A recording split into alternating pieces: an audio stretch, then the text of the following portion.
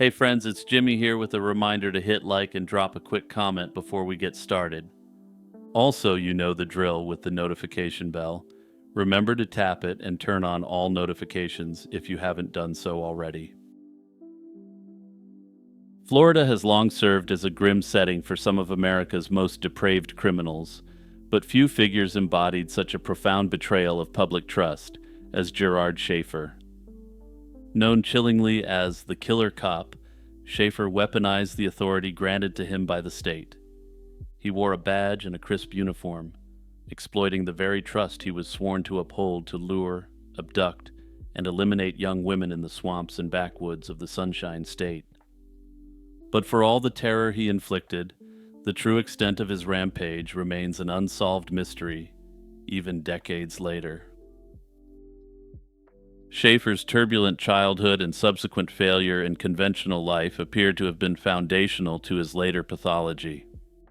Born in Wisconsin in 1946, he spent his youth frequently relocating. He described his early life as troubled, attributed in part to his father's alcoholism and everything that came with that. Despite being an outwardly promising student and an avid outdoorsman, even aspiring to be a forest ranger, Schaefer harbored increasingly dark private obsessions. By his mid-teens, he developed intense, deviant thoughts focused towards women. Before pivoting to law enforcement, Schaefer attempted a career in education, likely in hopes of access to potential victims. He enrolled in college and achieved average grades while aiming for a teaching degree. However, this career path dissolved quickly. Schaefer was fired from two separate student teaching internships in 1969 and 1970.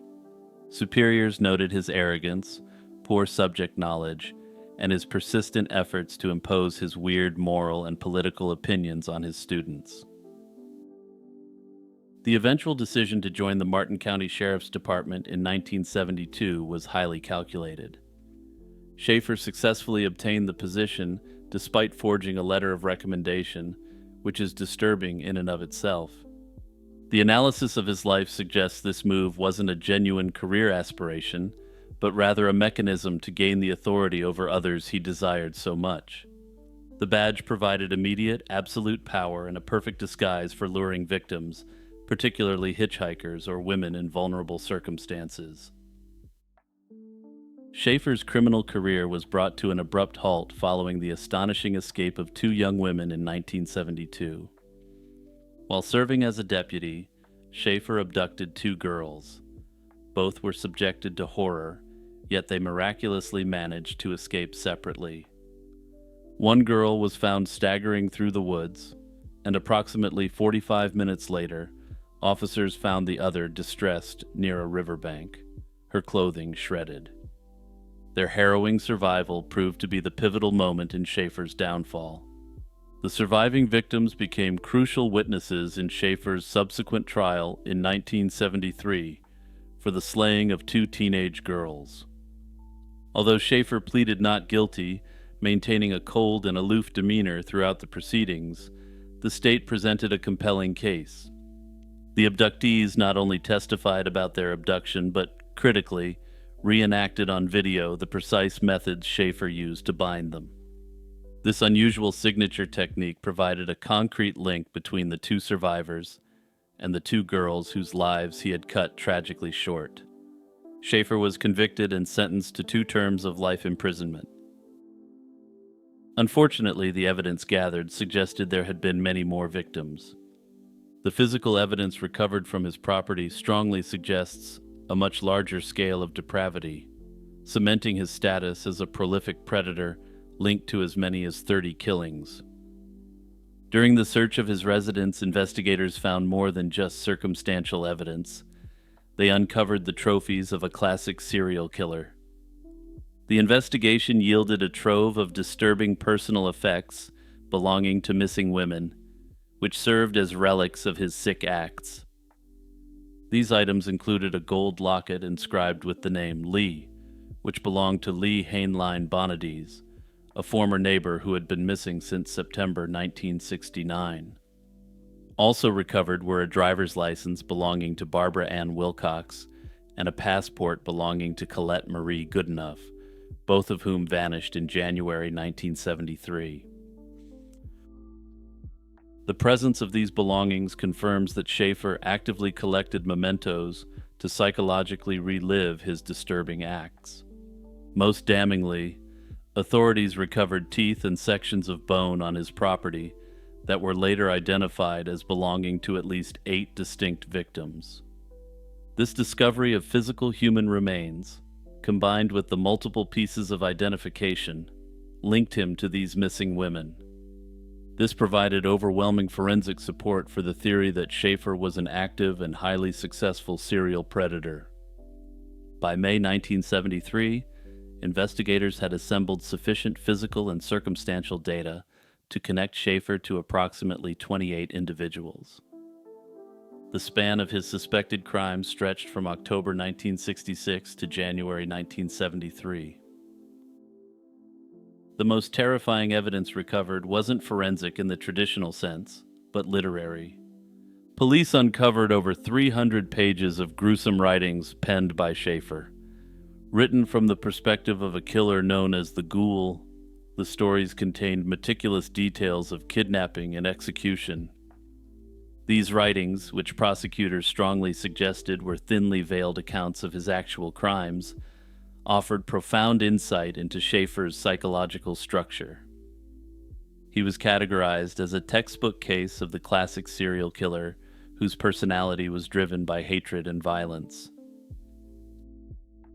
Serving 2 life terms, Schaefer was incarcerated at Florida State Prison, where he remained obsessed with control. Even behind bars, he exerted power through manipulative lawsuits and by continuing to author quote-unquote fictional works. A particularly telling indicator of his grandiose narcissism was his perceived rivalry with fellow inmate, the notorious serial killer Ted Bundy. Schaefer reveled in his own brutality, reportedly taunting Bundy as an inferior predator who couldn't compete with him. At the same time, the authorities had been working hard behind the scenes to bring further charges against him for all his crimes. But it turned out that this wouldn't be necessary, and a brutal form of prison justice would ultimately be the end of this prolific predator. Also, there's a certain cope involved in Schaefer claiming to be the superior predator to Bundy, since Schaefer clearly wanted some of the recognition Bundy had and has. After all, Schaefer, despite the breadth of his sick acts, is virtually completely unknown. Schaefer's reign of terror definitively ended on December 3, 1995, inside Florida State Prison. Now, normally I don't go into gruesome details, but I'll make a little exception here for this sick puppy. Schaefer was found dead in his cell at age 49, having been stabbed over 40 times in the face, head, neck, and body, with his throat also slashed. Officially, a fellow inmate, Vincent Faustino Rivera, killed Schaefer during an argument, purportedly over a cup of hot water. However, a broader understanding of his prison history suggests this may have been an act of retribution. Schaefer was suspected of being a prison informant, and in the year leading up to his death, he had already been targeted by inmates who repeatedly hurled literal crap at him. They also set part of his cell on fire, and some have speculated that prison guards weren't too inclined to put themselves at risk to intervene in his defense. Interestingly, the families of some of his victims came out in favor of this act, viewing the prisoners as having done what the state that empowered him never did. In my view, the lack of further convictions in the Schaefer saga says less about the strength of the evidence and far more about the uncomfortable position the state found itself in. Once the full scope of his crimes began to surface, every additional charge risked reopening an embarrassing truth.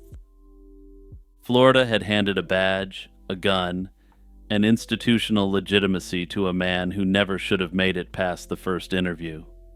His forged recommendation letter wasn't subtle, his behavioral red flags weren't hidden, and his short, chaotic history and teaching already showed a pattern of inappropriate conduct. Yet he was hired anyway, granted authority immediately, and allowed unlimited access to vulnerable people. Pursuing dozens of additional cases would have required putting that failure front and center. Each new indictment would have invited another round of scrutiny about how a man with such glaring psychological and professional defects was ever empowered as a deputy. And after his 1973 convictions locked him away for life, I personally suspect that the incentive to keep digging evaporated. With Schaefer dead in 1995, the system quietly closed the door. It was easier to let the unanswered cases remain in the shadows than to acknowledge how deeply he'd exploited the uniform the state gave him. In the early hours of Christmas Eve 2009, a couple walking along a Miami Beach shoreline made a chilling discovery: the body of an enormous man floating face down in the surf. They dragged the stranger to shore and attempted to resuscitate him, but he was already gone. No one present knew who this towering victim was, or how he ended up alone in the ocean on that Christmas Eve. Police observed that the John Doe was exceptionally large, around 6 feet 9 inches tall and 335 pounds, and likely in his 30s or 40s. He carried no identification, complicating efforts to name him. The man was found wearing only a pair of blue Speedo swim trunks, along with black socks and New Balance sneakers. It was an odd outfit if he was just planning on going for a swim, since last I checked, people don't generally wear their shoes in the water. He had short brown hair and brown eyes.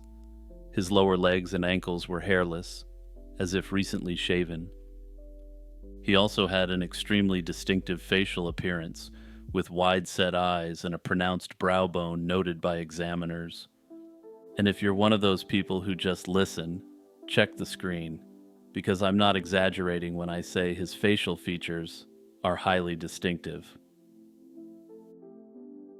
There were no obvious signs of trauma, and at first police couldn't determine if his death was an accident or involved foul play.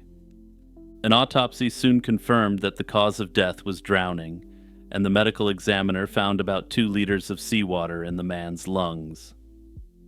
Toxicology tests revealed he had alcohol and codeine in his system, which suggests he may have been impaired in the moments before his death. Crucially, the examiners found no injuries or signs of struggle, supporting the theory of an accidental drowning over any violent scenario. Investigators initially thought identification would be an open and shut case.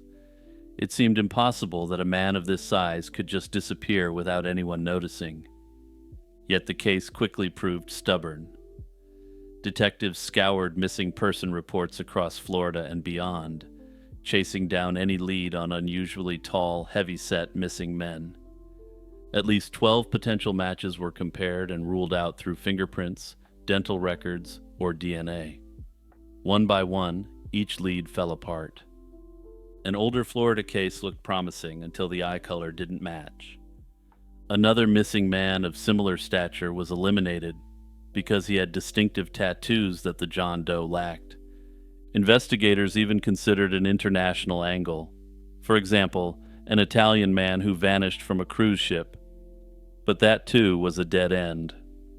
In perhaps the most startling lead, the man closely resembled a Canadian outlaw biker who disappeared years earlier.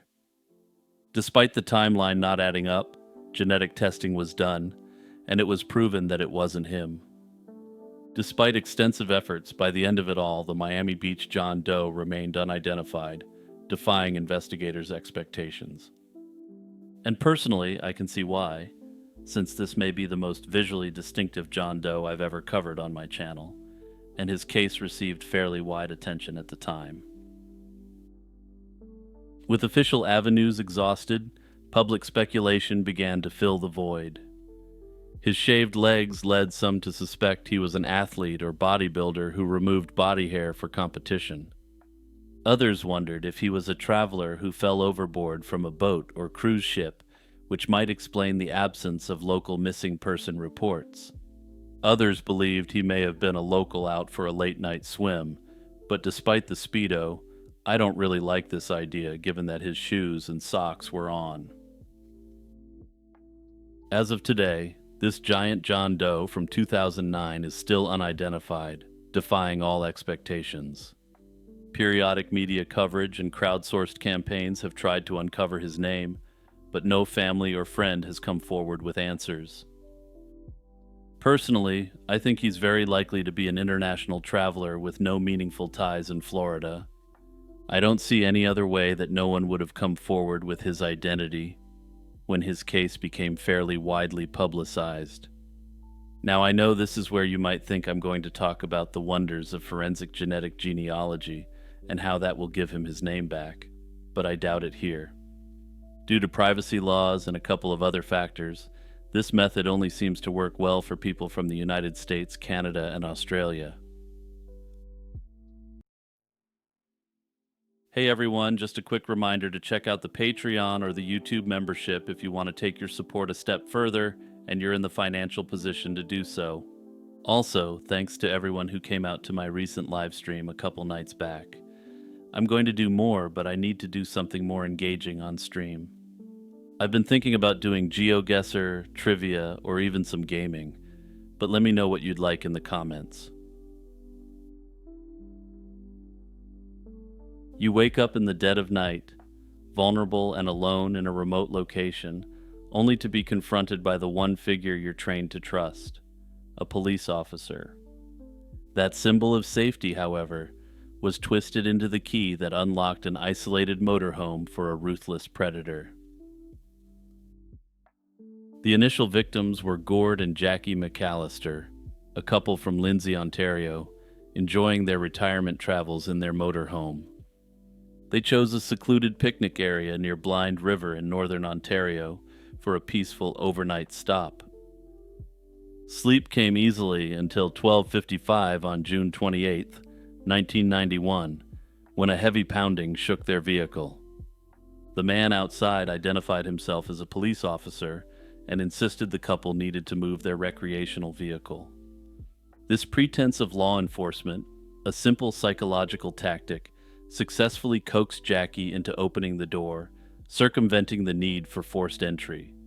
The assailant immediately barged inside, destroying the illusion of safety. He was armed with two powerful weapons, a high-caliber rifle and a 20-gauge shotgun, and he swiftly demanded money and valuables. Jackie reached for her purse in compliance with his demands, likely thinking this was going to be a horrific robbery, but nothing more. But then the true nightmare began to unfold as the gunman opened fire. Tragically, Jackie perished almost instantly. Gord McAllister was also shot, but in the chaos, he managed an extraordinary survival maneuver. He rolled out of the motorhome and hid underneath it, praying the attacker hadn't noticed his escape and would continue running after the initial assault. This decision saved his life and allowed him to bear witness to both what happened to his wife and what would happen next. While Gord lay hidden beneath his vehicle, a motorist drove into the isolated rest stop, likely just trying to get some shut-eye. This individual was 29-year-old Brian Major, a family man who left behind a wife and a young son. Major's unfortunate timing placed him squarely in the predator's path. The gunman instantly diverted his attention from the McAllister's vehicle, seeing Major as a new threat who had to be eliminated. The killer quickly shot Major dead before fleeing the area on foot. Once the assailant disappeared, Gord McAllister, despite his wounds, crawled out and rushed to the driver's seat of the motor home. He drove immediately to the highway to flag down a passing trucker for help. Sadly, when emergency services arrived, both Jackie McAllister and Brian Major were pronounced dead at the scene.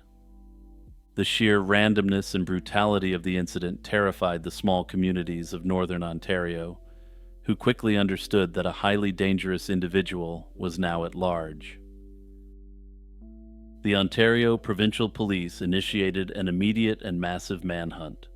The sole survivor, Gord McAllister, provided crucial information to investigators, working with them to develop a detailed composite sketch of the gunman. And seriously, this is perhaps the most bizarre and lifelike composite I've ever seen, so you're going to want to have a quick look if you're just listening. My understanding is that this composite was actually put together by a primitive computer program based upon Gord choosing a variety of features from actual people. A key lead materialized quickly. An eyewitness reported seeing a blue van speeding out of the rest stop area around 1 o'clock that morning, moments after the attack. The van was headed due east, traveling towards Sudbury, a small city in the vast rural expanse of northern Ontario. Given this valuable clue, the cops focused substantial resources on the van. The authorities investigated almost 4,000 blue vans in northern Ontario and across parts of the United States. However, despite this exhaustive search effort, the blue van and its driver vanished into the vast, desolate northern landscape. The failure to match the composite sketch or locate the specific vehicle meant the trail went cold almost immediately in 1991. While the active investigation stalled in 1991, the case never truly closed. For years, the Blind River Killer has remained a terrifying enigma. A breakthrough in Canadian cold case investigations came only years later, providing a possible, deeply unsettling answer to the identity of the man who terrorized the rest stop. Investigative focus eventually centered on Ronald Glenn West, a former Toronto police officer. West had been serving time for unrelated robberies in 1995 when authorities linked him, through preserved DNA evidence, to 2 killings in 1970. Notably, in both these cases, the attacker used the same sort of high-caliber rifle used at Blind River. The circumstantial evidence tying West to the 1991 rest stop attacks was compelling, despite his never being formally charged in connection with those specific deaths. West had lived in the Blind River area at the time of the 1991 attacks, and he somewhat fit the description used in the sketch. Notably, he had a history of impersonating an officer to gain control over victims, and he reportedly owned a blue vehicle, matching the crucial lead. Although West later pled guilty to the 1970 slayings, the deaths of Jackie McAllister and Brian Major have remained officially unsolved. At present, West is still alive and he's in his 80s. Fortunately, if he's the one who committed this horrific act, he's locked up for life. Unless he drops a deathbed confession, at this point it looks like the Blind River case may forever remain an unsolved mystery. In June 1970, a group of children playing in the Las Vegas desert stumbled upon a shallow grave containing human remains. The skull was fractured, and the coroner ruled the death to be the result of foul play. For more than half a century, this victim's identity remained a mystery. Today, we know the woman in that unmarked grave was Anna Just, a Canadian who vanished in the late 1960s and who may have been killed in a mob-ordered hit. This is the story of what happened to Anna Just, how she finally got her name back, and the dark Vegas underworld that may have claimed her life. Anna Sylvia Just was a 29-year-old stenographer originally from Calgary, Alberta, who had been living in the Las Vegas area in the late 1960s. Records show Anna disappeared from Calgary on August 17, 1966, though the timeline afterwards becomes somewhat murky. And you'll note here that I said disappeared, since there was a missing persons report filed for her there. She relocated to Nevada for work, finding employment as a stenographer in Henderson, a community on Las Vegas's outskirts. In early 1968, some of her personal belongings, notably a suitcase and a purse, were discovered discarded in the desert outside Henderson, Nevada. The purse contained Anna's identification, and it looked as if it had been lying out in the elements for over 6 months. About a week after the purse was found, searchers came across a suitcase believed to be hers in the same area. These clues prompted local authorities to file a missing person report for Anna in Nevada, only to learn that she was already listed as missing back in Canada. The circumstances strongly suggested foul play from the start. It was alarming to find a young woman's ID and luggage abandoned in the desert. Suspecting that something terrible had happened to her, investigators scoured the area around the dump site where her belongings turned up. Despite an extensive search of the desert terrain, no trace of Anna herself was found at that time. She'd effectively vanished into the sands, leaving behind only the scattered contents of her luggage and so many unanswered questions. Nearly 2 years later, the mystery deepened. On June 7, 1970, a group of kids exploring the desert about 4 miles from Henderson made a grim discovery. They uncovered human remains buried in a shallow grave roughly a mile from where Anna's belongings had been found in 1968. By then, the remains were largely skeletal, and police couldn't immediately tell who it was. The Clark County coroner's examination confirmed that the person had died from blunt force trauma. The skull showed a depressed fracture consistent with foul play. However, due to the condition of the body and the limited forensic technology of the era, officials couldn't identify the victim. The Jane Doe from the Nevada desert would remain nameless for decades, and Anna's case went cold. Detectives had little to go on besides the earlier clue of Anna's scattered belongings, but without any confirmation, the connection remained speculative, and the file eventually went dormant. It took more than half a century, but modern science and interagency collaboration eventually provided the answers.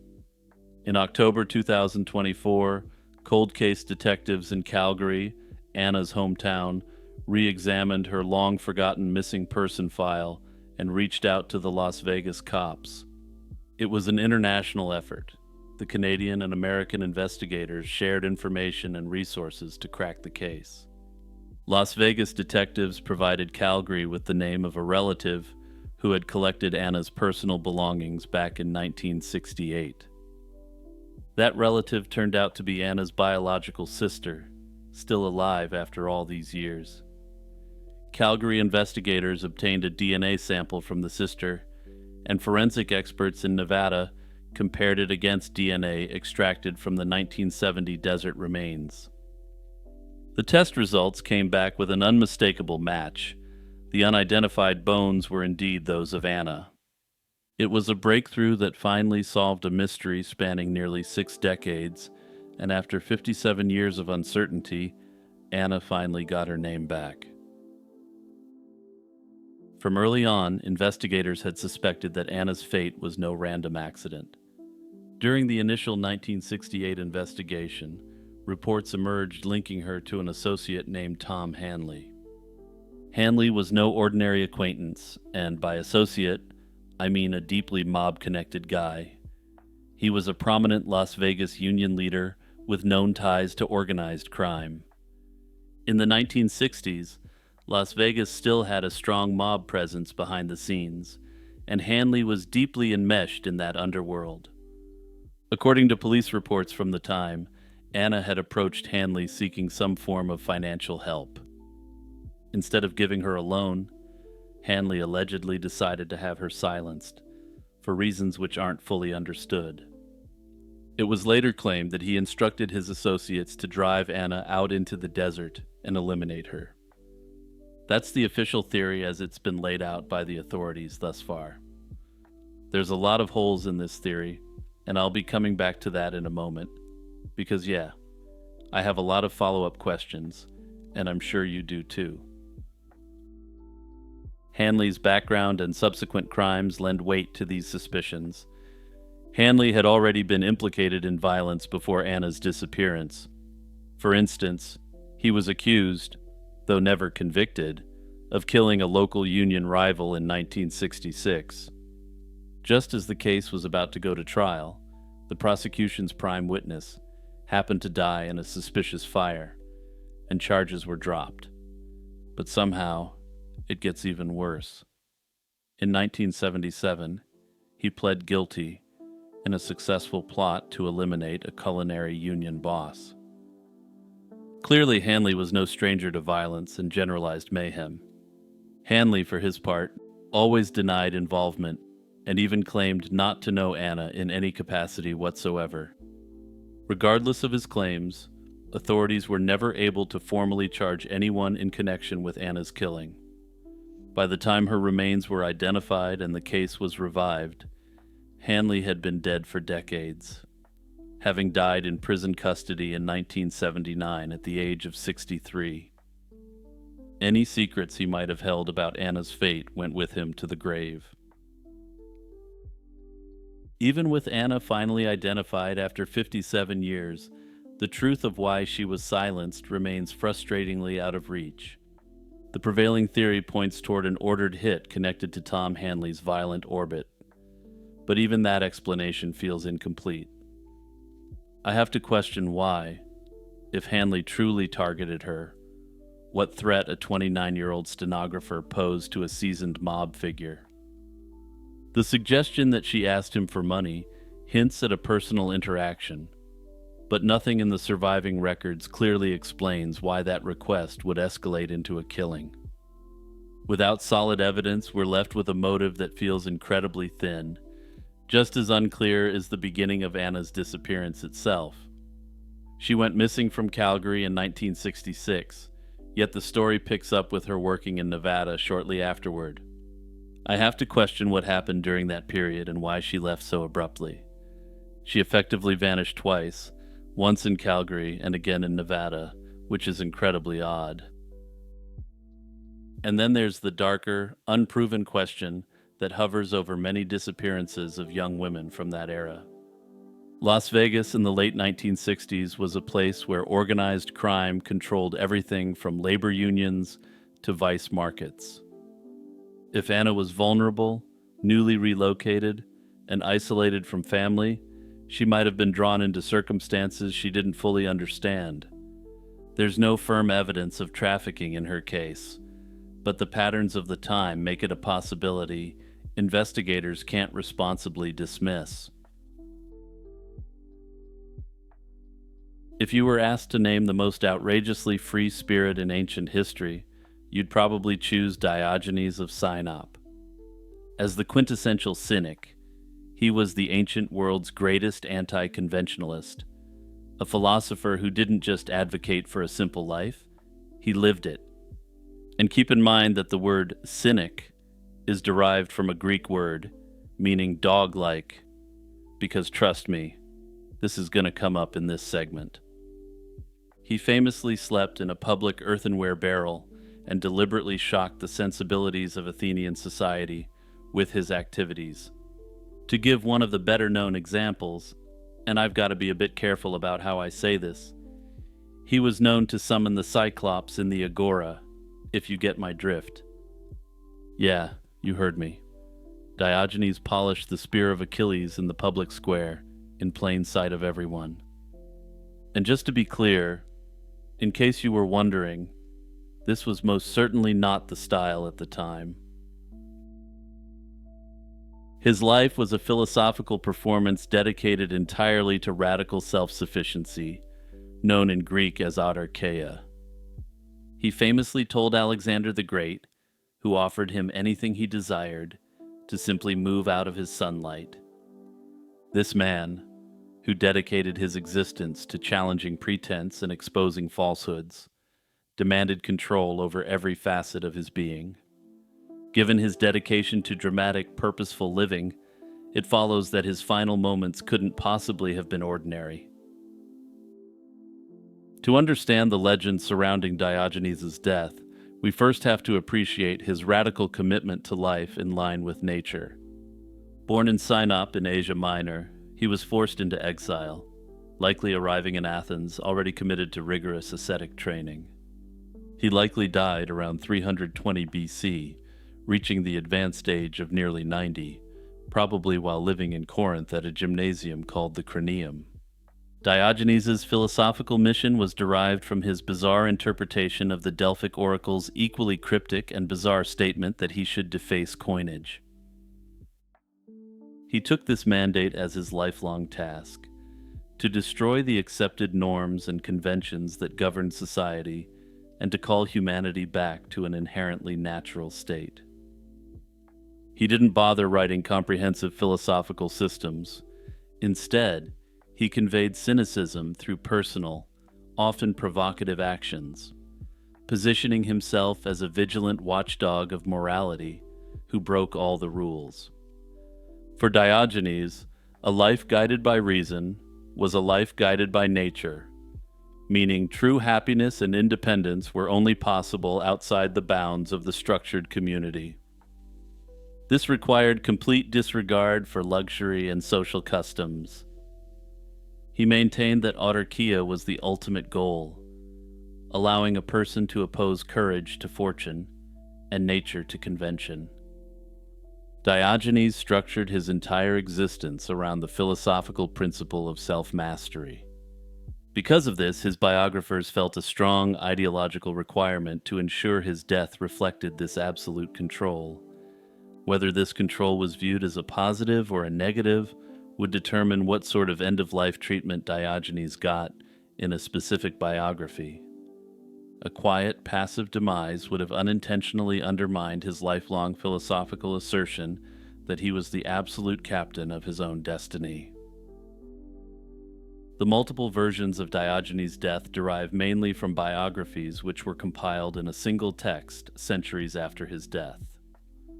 Modern scholars caution that these ancient biographies are notoriously unreliable, often incorporating anecdotal material to enhance the value of the story.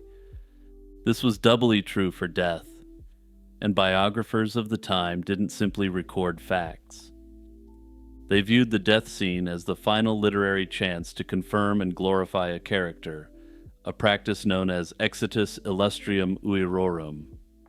This essentially provided stylized deaths that were quote-unquote in character for a historical figure, rather than just saying, "Oh, he fell and broke his hip and died 2 days later."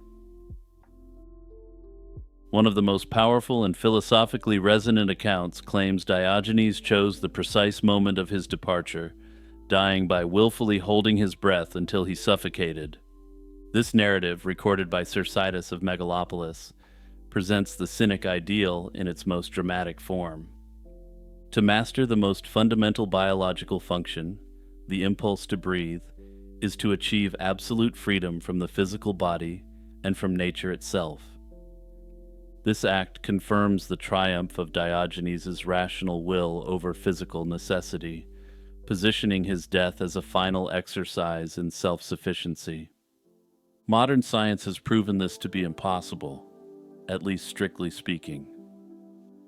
While you can hold your breath until you pass out, once you've passed out, your body will begin to breathe again automatically, as if you're sleeping. That said, I suppose it's always possible that he held his breath and then fell and smashed his head in.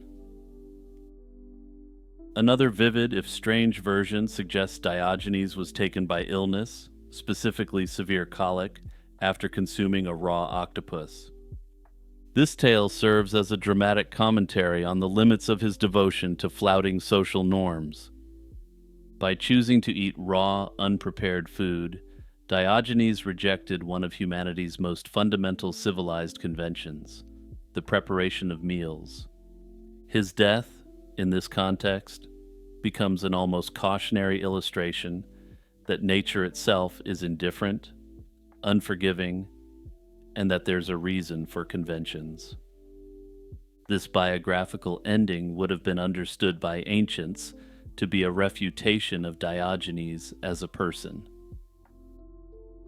A third account suggests that Diogenes died not from the seafood itself, but from a severe bite sustained in a struggle with stray dogs, potentially over the raw octopus. This narrative is rich in dark irony, creating a striking symmetry for ancient audiences. The man who willingly took the insult of being called kynikos, meaning dog-like in Greek, and lived among stray animals, is killed by his own symbolic kin. This unexpected reversal provided biographers with a shocking, memorable conclusion to his story. Diogenes was dog-like and was killed by dogs while doing a dog-like activity. For a biographer who wanted to write a memorable ending to Diogenes' life, it was low-hanging fruit. Despite the enduring appeal of these dramatic scenarios, contemporary scholarly opinion overwhelmingly holds that these tales are all fiction. Based on the available evidence, which notes his remarkably advanced age, the most plausible historical conclusion is that Diogenes died naturally.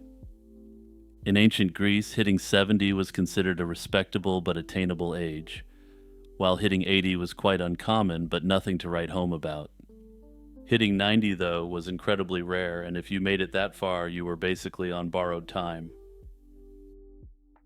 In the end, we're never going to know with certainty how Diogenes died, but it's pretty remarkable that he made it to 90 given his unconventional lifestyle.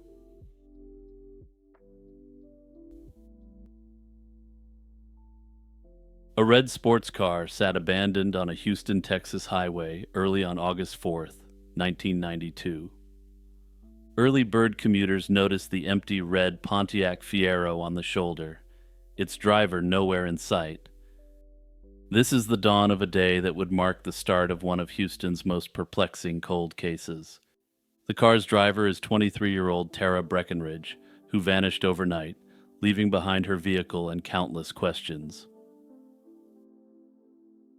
Tara was an aspiring photographer who moved from her hometown of Del Rio, Texas, to Houston after high school.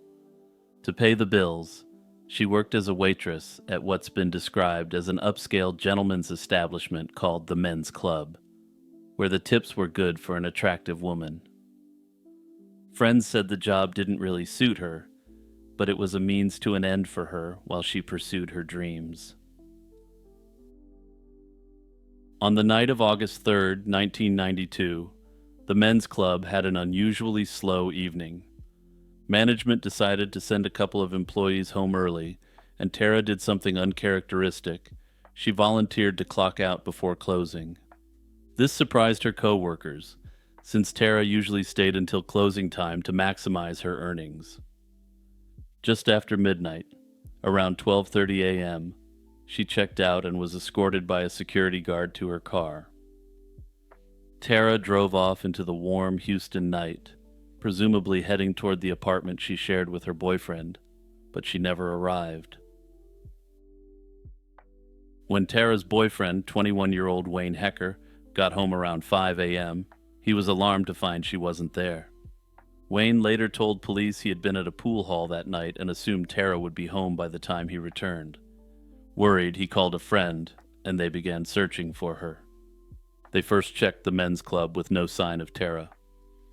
At dawn, retracing her route home, they spotted Tara's red Fiero abandoned on the shoulder of Interstate 610. The car was locked and neatly pulled over, but Tara herself was nowhere to be found. The scene raised more questions than answers. The car hadn't crashed, and it seemed deliberately parked on the roadside. The hazard lights were off, and the car's alarm wasn't activated. Inside, investigators found the can of mace that Tara always carried for protection.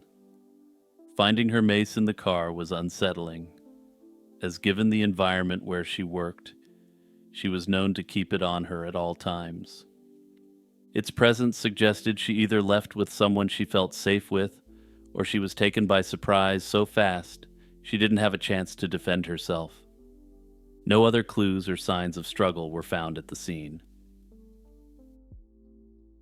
One mechanical clue did emerge. The car's alternator belt was missing.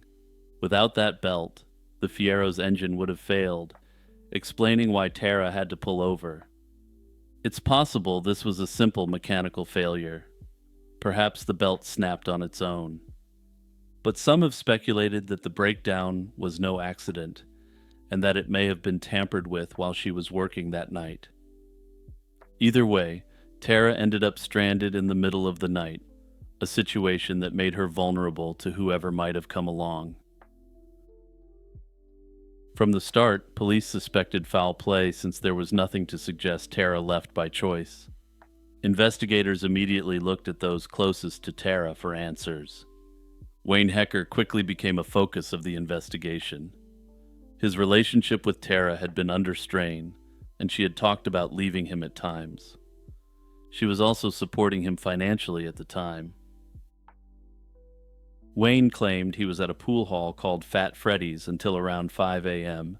and insisted he had nothing to do with Tara's disappearance. But witness accounts didn't fully align with his story.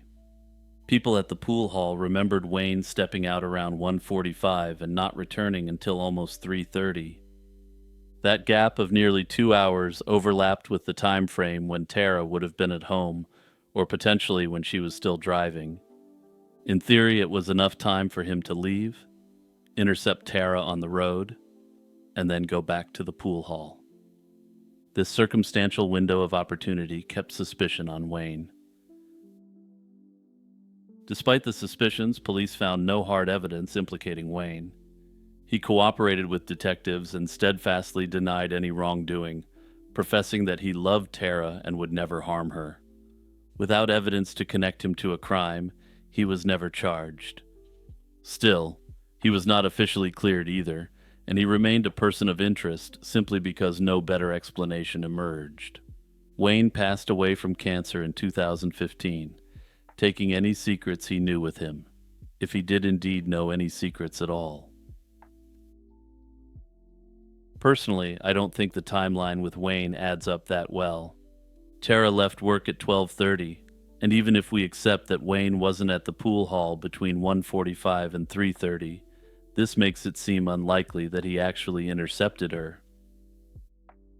One interesting theory to explain this absence is that Wayne has been speculated to have been dealing in Colombian confetti at the time.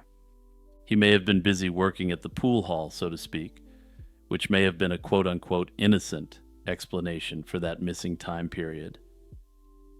If this was the case, it makes sense that he couldn't have told the cops what he was doing during that period, even if he had nothing to do with Tara's disappearance.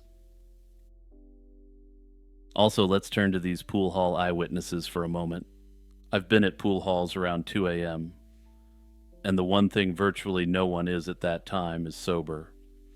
It's very possible that alcohol, combined with the general atmosphere of late nights at a pool hall, just meant that people weren't really monitoring Wayne as closely as they thought they were. That said, on the flip side, this also means that he could have potentially got out earlier than eyewitnesses remember. At any rate, Wayne is deceased now, and given the complete lack of hard evidence at this time, any allegations that he was involved in any capacity are completely speculative. Another lead centered on a different man in Tara's life, or rather, a man who wished he was in her life. While searching Tara's room, police found a collection of love notes she had received.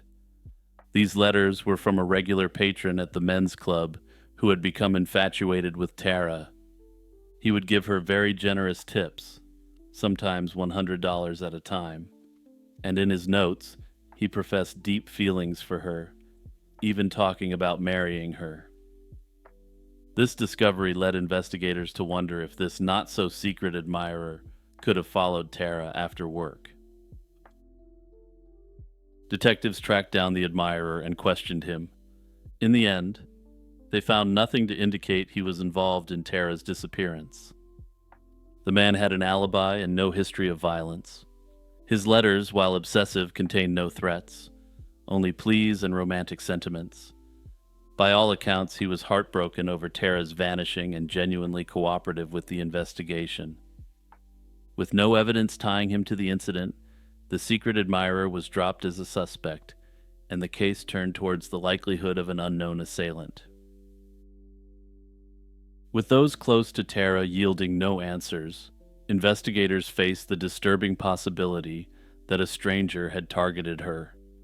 Numerous women working in the gentleman's nightlife industry had been targeted in Houston in the 90s.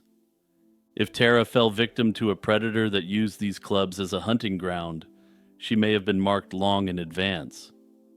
This individual might have tampered with her car at the club, ensuring that it would break down along her route so they could approach her under the pretense of offering help. In this scenario, Tara may have initially let her guard down, believing that this was a good Samaritan.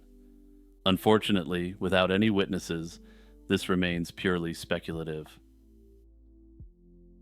What actually happened to Tara still remains a disturbing unsolved mystery over 3 decades later. Picture the Shield Maiden. She stands on the deck of a longship, wind whipping through her braided hair, axe in hand, eyes fixed on a foreign shore. This image, popularized by shows like Vikings, has become a powerful symbol of the Norse world.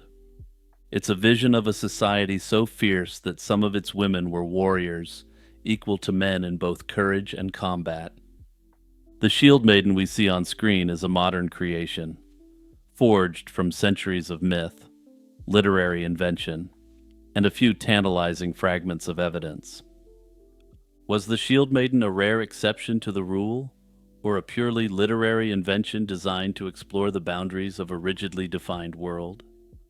The search for an answer takes us from the pages of medieval writers to the soil of a Swedish burial ground to the pages of Byzantine history. Shield maidens appear most prominently in the legendary sagas, heroic tales that were written down in the 13th and 14th centuries, long after the Viking Age had ended. These stories weren't strict histories. They were a blend of folklore, myth, and oral tradition, often colored by the Christian worldview of their authors. In the Norse imagination, the Shield Maiden was often conceptually linked to the Valkyries, Odin's supernatural warrior maidens, who chose which warriors would live and die in battle. The sagas sometimes blur this line intentionally, creating characters who are both mortal and mythic, human warriors touched by the divine. Lagertha is arguably the most famous, thanks almost entirely to modern media, but her story comes from a single source, the Gesta Danorum, or the Deeds of the Danes in English. This was a 12th century history written in Latin by the Danish chronicler Saxo Grammaticus. Saxo introduces Lagertha as a skilled Amazon, who, along with other noble women, wear men's clothing to fight alongside Ragnar Lothbrok, her husband. She fights with such ferocity that Ragnar credits her alone for his victory. However, Lagertha's historicity is highly doubtful. Saxo was a Christian cleric writing centuries after the events, and his work is known to blend history with fiction, heavily influenced by classical Roman models. His description of Lagertha as an Amazon is a clear nod to these traditions. Furthermore, her character serves a narrative purpose for this Christian writer. Instead of being seen as a strong, powerful female warrior, Saxo likely intended to portray her as a moral warning against the perceived chaos of pagan societies. In his view, what he was portraying was a woman who was abandoning her divinely ordained role. This was intended to be viewed with disgust by his audience, though it clearly began resonating differently, starting as early as the 19th century. A crucial piece of evidence for the existence of historical shield maidens comes from an external, near-contemporary source. The 11th century Byzantine historian John Skylitzes, chronicling a battle in 971, recorded a stunning discovery. After defeating a force of Scandinavian warriors at the siege of Dorostalon in Bulgaria, the victorious Byzantines were stripping the dead, as was the style at the time. What they found was shocking. They discovered armed women among the fallen warriors. This account is invaluable because it comes from an outside observer with no stake in Nordic literary traditions. Importantly, this wasn't a generalized tradition in Byzantine histories either. This wasn't some trope inserted routinely, mocking their enemy for having to resort to using women to fight for them. In fact, scholars view this account as being much more likely to be factual because this came from a hard-fought victory. Simply put, the Byzantines had no incentive to say that they had difficulty fighting a force made up partially of women. In fact, admitting so was a bit of a challenge to the masculinity of their warriors. For centuries, these were, in essence, the only evidence for shield maidens. But in 2017, science offered a stunning new clue. The focus of the search for a real shield maiden has since centered on a 10th century burial in the Viking trading town of Birka, Sweden. Excavated in the 1870s, it was immediately hailed as the tomb of a high-ranking warrior. The grave was lavishly furnished with a full arsenal of weapons: a sword, an axe, a spear, armor-piercing arrows, and 2 shields. It also contained the remains of 2 horses, a mare, and a stallion, essential for a mounted warrior. Most significantly, a full set of gaming pieces was found in the individual's lap, suggesting the deceased was not just a fighter, but a military leader. For over 140 years, the occupant of this archetypal warrior grave was assumed to be male, an assumption based on the martial nature of the grave goods. Given that every other Viking grave like this that's ever been found has been associated with a male, this of course was a sensible conclusion, but it was very wrong. Bone analyses in the 1970s and again in 2014 suggested the skeleton was female, but these findings were largely dismissed by the academic community. The paradigm shifted when a team of researchers published the results of a genomic study. DNA extracted from a tooth and an arm bone proved conclusively that the individual possessed 2 X chromosomes and no Y chromosome. The high-ranking warrior of Birka was, in fact, a woman. The revelation ignited a firestorm of academic debate. Skeptics raised objections. Perhaps the bones had been mixed up with another burial over the centuries since their excavation, or maybe the weapons were simply symbolic heirlooms. The research team noted that the grave goods were arranged in direct spatial relation to the female skeleton, and that the burial completely lacked any traditionally female artifacts. In the end, the truth of the Shield Maiden likely lies in the space between myth and reality. The Shield Maiden, as a common, recognized class of warrior fighting in shield walls alongside men, is almost certainly a literary invention of the sagas and later writers. Yet, the powerful converging evidence of the Swedish grave and the Byzantine account demonstrates that individual women likely did take up arms on rare occasions. At present, the discovery of new primary sources or new archaeological evidence may one day shed more light on this Norse historical mystery. For decades, she was known only by a haunting nickname, Sahara Sue. In 1979, a young woman was found in the Las Vegas desert, and her identity remained a mystery for 44 years. Only recently did investigators discover her real name, Gwen Story, a 19-year-old from Ohio whose journey west ended in tragedy. Now that Gwen has her name back, the focus has shifted to uncovering who ended her life and why. On the night of August 14th, 1979, a passerby made a grim discovery in an empty lot off the Las Vegas Strip. Lying face down in the dirt near the old El Rancho Hotel site at Sahara Avenue and Las Vegas Boulevard was the body of a young woman. She had been dead only a few hours, and the cause of death was immediately clear: multiple stab wounds to her abdomen. Because she was found near the Sahara Hotel, investigators gave her the placeholder name Sahara Sue.